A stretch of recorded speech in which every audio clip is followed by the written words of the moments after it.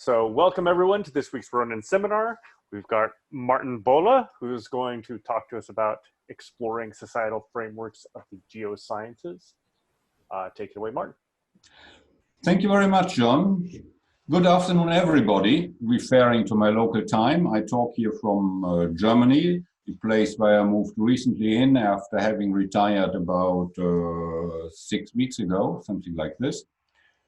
So, who I am? So, German by nationality, in the older age class, trained physical oceanographer quite some time ago, working in this field. Earth sciences is still this time my passion. I worked for the European Commission in Science Management since '91, and since a couple of years I picked up some activities to build me a scientific profile for my retirement period, and this concerns questions at the interface between geosciences and society. And out of that setup, I like to give you today a bit of insight in things which I found fascinating, I found important, because geoscience are everywhere, under your feet, over your head, and I will hope I will try to be able to make you understandable why they are important. The work which I present here is a collaboration with a number of colleagues across Europe, South America and South Africa. And I joined that team, and what they do, what they developed since about a decade runs under the label geoethics. So that's one of the words which appear, and I will give it a little bit meaning throughout the talk. So, exploring societal frameworks of the geosciences, that's core of my interest. Let's start. When you talk geoscience in actions, a picture like this gives you a conventional view. Earth is rocking, just recently in the western parts of the US, and a little bit tectonics, a little bit chemistry, and that's what many people know when they think about earth science. So it's a conventional view. That's for me also geoscience in action. I see water in this slide. I see old mountain range. They may be rich in minerals. I see a power plant. I see a small village. And for those who have to drop out, that's in the end already the summary of the talk. And the phrase there, in the beginning, there was the swamp, the hoe, and juicy, is the first phrase in a very interesting Finnish fiction story, Täällä pohjoinen älä, under the northern star. And basically, it gives what I would like to elaborate in the following minutes. There is a natural environment, the swamp. There is a tool, technology, the hoe. And there is a human individual who acts and does something to this. So when we talk about geoscience, we have to talk about people. What you see on that slide here, again, is a nice metaphor. It's close to the place where I'm living, so we have the geographical coordinates. There was a bit of magma coming out of the interior of the earth, putting up sediments, baking them up, making coal, shales, and quartzite, which have been mined since the 15th century. And people were living from this place, and it's close to the town Osnabrück, as I mentioned here. And people, and therefore I bring in the quote from Daniel Deutsch, we have to think about what they have in their mind. And I find it a fantastic statement about what people are, and I'd like to read it out. People consist of abstract information, including the distinctive ideas, theories, intentions, feelings, and other states of mind that characterize them. When we like to see the societal context of the geosciences, we have in the end also to talk about the state of mind of people. And I will touch a little bit of this. It would be a separate talk in a different, going beyond what I plan to tell you today. So, talking geoscience and talking about people. Here, 3 examples. I think the top left picture many of you will recognize. This is the horse show of the Colorado River. And when I see on this picture, I see a story about geology, past of the earth, water management, building dams, irrigating, and a river which never reached the sea anymore. So, right to it is a small place in northern Spain. There had been the rowing boat competition of the Olympic Games as we have been in Barcelona. This is a relatively young karstic lake. No rivers, no creeks going in, fed by groundwater, salty groundwater. And in some 10,000 years, this will be likely a salt lake, maybe some flamingos walking through the water. Very pleasant area. Next to it, it's from a map close to Brussels.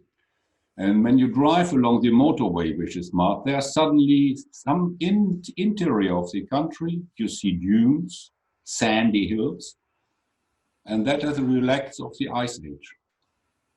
3 examples of geoscience and relation to people today. Bottom line, a mining site. Yes, we take out the minerals. We use stones to build houses, shelters, and arts can show us how in the past people related to the nature around them. And last not least, to the bottom right, the Crater Lake in Oregon, which is an interesting story because it was built by a volcanic eruption, relatively recent, only 8,000 years ago. And it's still in the memory of local people, reflecting native people by a story which goes that 2 gods were fighting and one was winning, and as a result, the lake has formed. So, basic message of here is geoscience are everywhere. Everywhere they relate to people and what they are doing. And I would like to dig deeper into that matter. And what is the linking element between geoscience and people? Astonishingly, or not surprisingly, it's civil engineering. So building things. When you look what is civil engineering about, you can phrase it, as said on the slide, purposefully relating human activities and planetary systems. Most civil engineering works are applied geosciences. Some examples, think about hydropower plants, think about urban dwellings, or think about design of production systems and consumption patterns. I will come to the latter in a later moment. So far, only one hint. Geoscience often means fluxes of energy, fluxes of matter, fluxes of information through the natural system. Some examples from your place. Wherever you are, think about the river channel, which is going through your countryside. Happily, your house is standing up because the soil mechanics are well managed. Think about your energy and water supply. Weather forecast for the next trip to do. And don't forget, please, the solar storms. Solar storms. Why? Your GPS would not work if the satellites are not shielded against solar storms. Last not least, things like building codes. I live in an area which has no seismic activity. So if it would happen once, many of the buildings would be collapsed here because they are not built in a way that they could resist earthquakes. Next thing to situate geoscience, we have to think about global supply chains. It means we have to think about how we produce goods, stuff, how we move matters around, and by the end, organizing what is anthropogenic global change. Examples for that, we all know about climate change. Carbon dioxide concentration in the atmosphere is now beyond 400 ppb. more illustrative, even maybe the change in the nitrogen cycle. There was a discovery of the Haber-Bosch process about more than 100 years ago, taking nitrogen out of the atmosphere as gas and making it in a form that can be used in plants and diamond. This has led to a situation that we have globally doubled the amount of reactive nitrogen which is in the planetary sphere. Next example is the intensive use of the ice-free land. Other example, what not many know about is our river damming and building artificial lakes was very effective, reducing substantially the number of sediments which is moved into the sea and has led likely to a sea level drop of 3 centimeters on the global scale. And last not least, as example here, when we look on things like erosion, moving matter at the surface of the planet around, the human moved amounts of matter are 5 times more as the natural processes move. Carbon dioxide, industrial production, nitrogen, agriculture production, land use agriculture, for example, rivers for energy, transport, irrigation, changing the surface of the air. So all these are engineering activities, all they are related to the global supply chain that all involve geosciences. So from these examples, I think one can easily say geosciences are a set of activities applied in fundamental research, but related engineering disciplines and related commercial undertakings are very important for the overall picture. Geosciences address the functioning of the Earth. They are at the intersection between the Earth and the human system. And beyond that, certainly we talk about the extraction of non-living natural resources. So, summarizing a little bit, geoscience in societies are instrumental for building the human niche. I will come in a moment to give a little bit of more meaning to this term. Building a human niche, so the way how we live on this planet, definitely is also an ethical question. So that brings in the geoethics into the picture. Then is a very interesting aspect is when we look from a system perspective, how the human niche is functioning, we can identify what is called complex adaptive social ecological system. That's a talk in itself because this is, now let's go to the last inlet. Basically it is, if you have complex adaptive socio-ecological system, then you will talk about path-dependent development. So certain developments started in a certain orientation are very difficult to revert. Example is taking the carbon dioxide out of the atmosphere, for example. You have emergent properties of these systems, and you have counterintuitive system behaviors, which make governance, understanding, reactions a very complex matter. And all these subjects make discussions of complex adaptive social ecological systems a separate talk.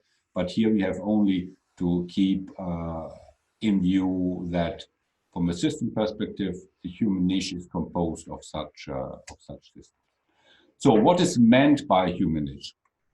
First, who would like to read up a little bit more? I give you 2 references in the footer. First, we talk about the intersections of biogeosphere and the sphere of human activities, social, economic, cultural, and political nature. So the human niche has a natural side and has a human side or cultural side to it. We talk about production system and consumption patterns, which embed in the way how they function geoscience know-how. Please refer to the examples which I gave you in the beginning. And certainly, we would like to have a good human niche with as limited number of hazards as possible. And if please possible, only tamed and not wicked hazards, so that we have a better chance to handle them. So in that context, what is meant by geoethics? From a description which has been developed before I joined this group of colleagues, I read it out. It's research and reflection on the values which underpin appropriate behaviors and practices wherever human activities interact with the Earth system. It's a very wide definition, a very good operational tool which allows, to my understanding, access to many interesting thoughts. Certainly, geoethics means also ethical, social, and cultural implications of the geoscience education, research, and practices. And we talk about the social role and responsibility of geoscientists in conducting their activities. As niche building is an important feature to discuss, let's develop that a little bit more in detail. So the first aspect which I would like to develop a little bit is when we talk about visible intersections of the geosphere and economic activities. 3 examples, straightforward, dredging a waterway. A nice example from Germany is the harbor of Hamburg is situated 100 kilometers upstream of the Elbe River. In order to get the bigger boats to the harbor, the river channel is steadily dredged, which means that the storm surges run up the river more easily, which means that the risk of flooding in Hamburg is getting higher, with the consequences that one has to build higher dikes. Fine. Okay. A wider, more general question is the building of shore defenses. You see then the examples my marine past. And the other example could be operating of a power plant, how much power is needed, what kind of power you produce, where you get the stuff in which you use to make energy. When we think the niche building in a more technology-oriented manner and think about technology which is more convoluted, more modern, so which would not run under civil engineering applications, and we can dig into these technologies, we can immediately identify that many of them need a geoscience know-how. So think about, for example, renewable energy from winds, tides, and sun, which means a different way of producing energy. We have to have a far better understanding of the processes around the power plants, winds blowing as they are. You need forecasts from that. The tides come and go, but there is a place where you can build a power plant. And the sun shines, not in all parts of the world every day. Related to that, you can think about reflecting back on the global supply chains. You have to do forecast for shipping, because a ship today has a certain day to arrive at the harbor, even down to the hour, to get loaded and deloaded, and therefore you need a forecast of the tides, which is relatively straightforward, but also for sea ice and sea wave in order to let the boats reach their destination at the right moment in time, and the sailing, not sailing in the end, is safe. And the satellites in the solar storm I already mentioned. Those are, we don't have forecast of the solar storms and know how to shield the satellites and switch between the systems.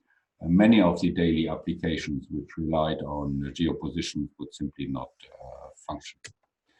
Last example, where we can get access why geoscience is so omnipresent in our society, even if you're not knowing about this.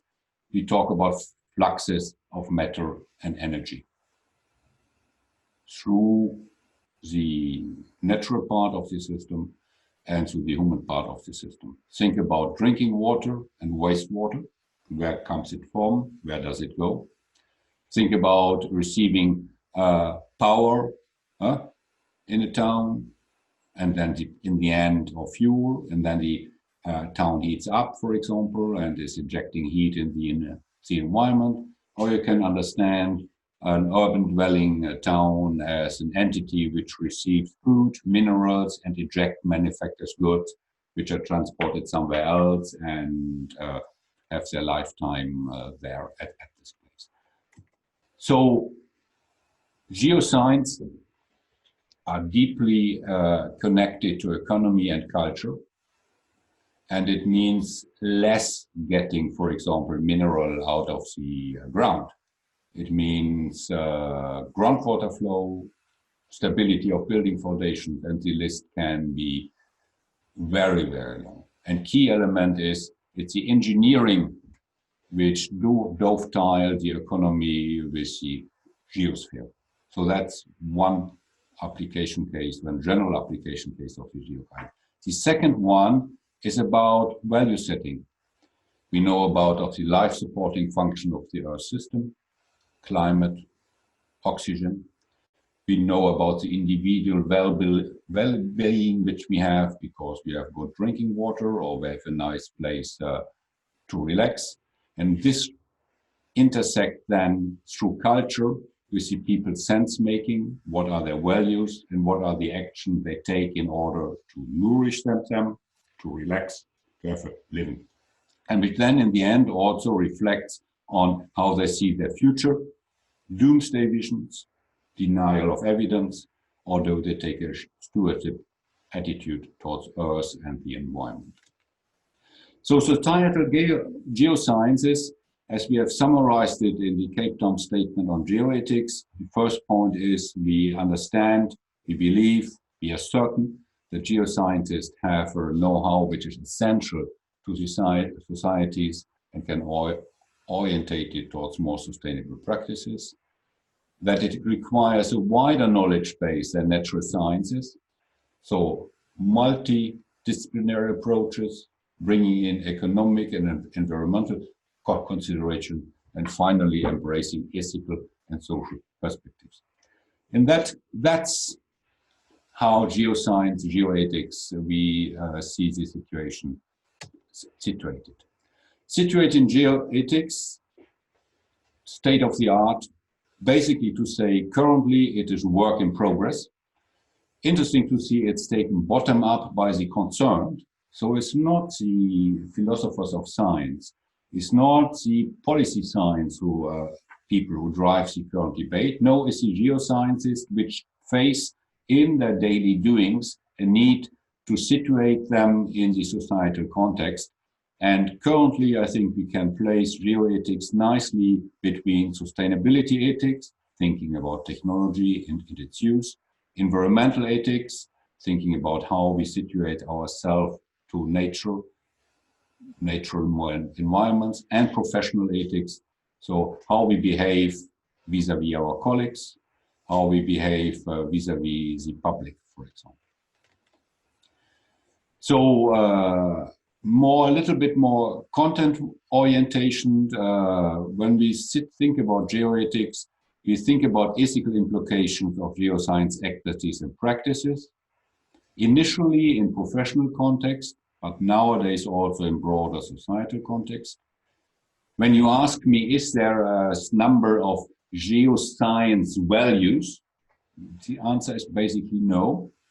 There's not a specific set of values which comes out of the geoscience. We draw more on the ethics in general, professional practices, diversity of local conditions, nature and people are important.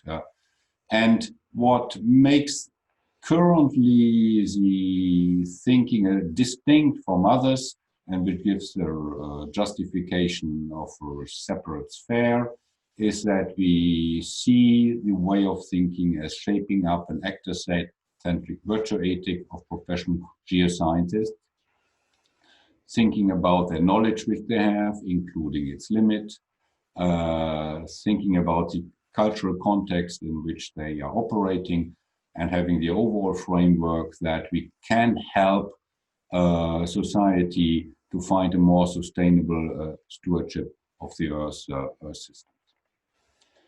So geoethics on the left side, I also already mentioned, actor-centric virtue ethic for the geoscientists and the citizens, acting responsibly, knowledge base and professional capacity. That is the established way of thinking. And when I look on that, on what is the ongoing work, we are working currently with two concepts. One is Kohlberg's hierarchy of moral adequacy and Jonas' imperative of responsibilities, who work from the 1980s. And that may allow to formulate something which we tentatively call a geoethical rationale, which means to be actor-centric in our thinking, virtue ethic-based, responsibility-focused, knowledge-based, all-actor inclusive, and universal rights-based. So that's the ongoing work. And we will, for example, have later this year, myself with some colleagues, a presentation on a big international geoscience conference. And we had earlier this year similar, this kind of ideas already exposed to the wider audience. Applying geoethics, some examples. This is just a reference to a paper of Gilles and Bullock, who discussed geoscience engagement in global development frameworks against the background of the 17 Sustainable Development Goals. We have your reference, you can read that up if you are interested in detail. This is a completely different example from some Italian colleagues which have formulated a geoethical promise, which is now, since last year, part of the educational program of, no, not precisely. It enters into the educational program of some universities in Italy, where these, giving this promise is part of the master ceremony at the end of the studies. Last example to illustrate how one can apply geoethics. You all know possibly the discussion is, are we living now in the Anthropocene, the Holocene coming to its end? Possibly you have seen the debates, is this ad hoc formed word by Mr. Croson, Anthropocene, rightly composed? Is this really the anthropos, or who is the driving social force right behind the changes that we see today in the Earth system? Not everybody is equally responsible. And quite a number of geoscientists take a case with the ending scene, which requires a certain application of a certain set of methods in order to identify a geological epoch. And with a colleague, I made a recent paper using the geoethical promise, the statements in it, and saying, okay, if I take some of these statements, then I can derive geoscientists have the responsibility to call the current times Anthropocene, because that is a very strong message to the public, and the public should be told clearly, we change the globe, and you should be aware of it, and we are 7 billion, and altogether we are quite strong, let's behave differently. And on the other side, there are requirements. Yes, a scientific method should not be tweaked in order to fit unexpected results. So the rigor of the scientific approach is a very high cultural value, and you end in a quandary. And the question is what geologists should do if they have to say, based on their methods to identify geological epochs, no, we cannot call that Anthropocene. And on the other side, when we look on their responsibilities, yes, we should call it because it's the right message to the public. I've written that up in a paper recently, which has been published just two months ago after a very demanding reviewing process. So, summarizing things up, there is a kind of triptychon emerging from our work. So we have geoscience, we have definitely geoethics, but there is more to it. So we are currently discussing whether the notion geosophy is an interesting notion to bring into the picture. All goes around to be geosciences intercultural rich narratives to describe how we live on this planet, what we are doing, what we ought to do, what lessons we sought. This means we have to know how people intersect with the geosphere, and we have to think about how citizens can act responsibly to valorize the past and to build a future. This is thinking in process. So you see, I bring back the picture which I had in the beginning. I bring back the what geoethics means, research and reflection on the values underpinning appropriate behaviors and practices wherever human activities interact with the Earth system. And scaling up on a philosophical nation, I think we can say that humans are an engineering species. I would add even the artist. And nowadays people engineer Earth. And people's political and economic choices trigger anthropogenic global change. And that makes geoscience, societal, enormously relevant. And we have to think and discuss and to speak about how geoscience situates themselves in the society. And today, my talk in the Ronin seminar is a small contribution to it. I'm very happy that you're listening to me, and I thank you for your attention and look forward to your questions. And there is a book on geoethics recently published by colleagues of mine and myself, where you find a lot of these things explained in far more detail. Thank you very much.